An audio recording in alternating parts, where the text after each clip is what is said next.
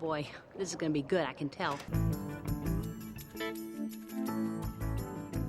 We just push on a story as hard as we can, and we try and buy ourselves as much time as possible to work out every aspect of the story. It's really important for us, sort of at the head of this big pipeline before it gets down to layout and animation and lighting, to work this thing out right. We thought that this whole process was going to be much smoother sailing, but the reality is once you put these movies up in storyboard form, a lot of things come to light that aren't clear when you're just reading words on a printed page. The thing that finally makes it on the screen is all about rewrite. Is that funny enough? Make it funnier. Okay. Guys that sit in a room with you for countering your ideas, drawing up story panels, putting them up on a wall, pitching things. Sometimes it's about doing things over and over and over and over again. The eye of the enemy is moving. We knew we had to plan these movies as detailed as we possibly could because there'd be very little room for error. When Peter set out to start designing the film, he basically pre-visualized every shot.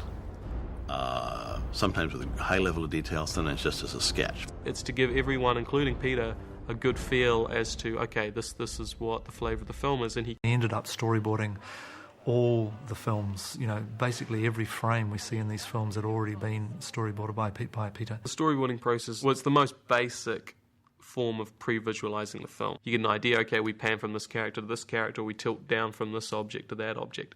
It's his way of checking that the ideas that he has for telling the story are going to work. I mean, that is the single thing that I think storyboards are most valuable for me, is that they're a cheap pass at the movie. You know, I get to make the movie at a really, really low cost for the price of a few pencils and some paper. But it effectively has put me through the process of making the film. As a director, I've had a go. I've done version number 1, and I can get to look at the movie complete. Which was a great tool. It was never intended and never was the final version of the movie. Peter uses it for inspiration, for communication with the departments, but you know that those storyboards are going to change. They're a starting point, not an end point for Peter. Not only doing the storyboards, but then having them shaded and then photographing them as an animatic.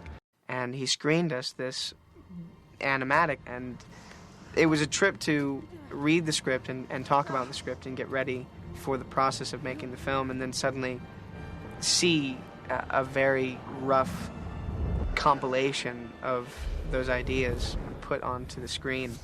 I mean, in some ways, we'd felt like we'd watched the film.